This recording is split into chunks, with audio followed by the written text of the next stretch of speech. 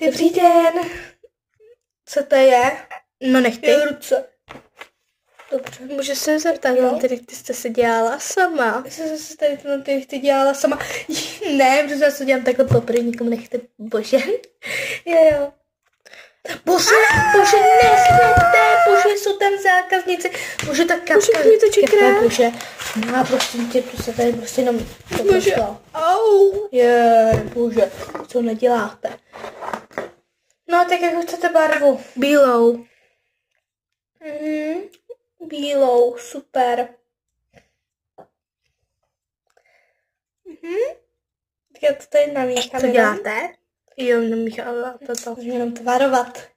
Nebo to dějte dobře aspoň. Tak jo. Super, to máme. A teď tam dáme jenom tady tu barvičku, tak jo.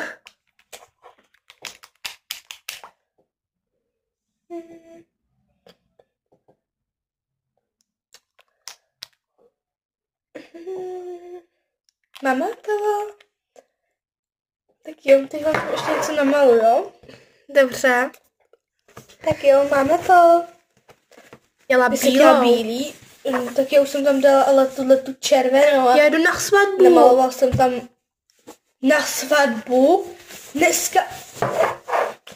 Pardon, ale já už jsem to jako udělala. No, jako dala jsem tam prostě jako lepky s těma jako mečema. Jako no to je skvělé, že jsi tam namalili meče. Jako hezky, je hezká kombinace, jako. No, to je hrozný. Jako omlouvám, no nejde to předělat. No co já teď s tím? Nedělám.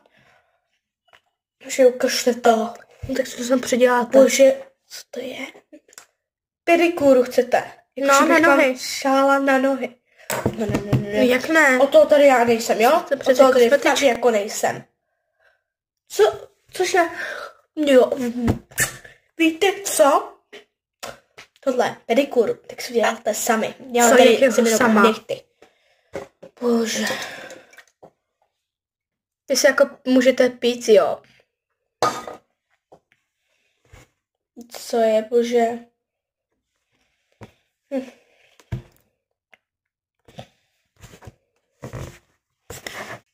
By the way, je tohleto plechovka, to nemyslím vážně, takže jo, to je prázdná plechovka. Jo, to je, prostě to ani nebyla moje plechovka, jo, to prostě, jsem to tady nikde našla, jo, takže jdeme se vrátit zpátky k příběhu.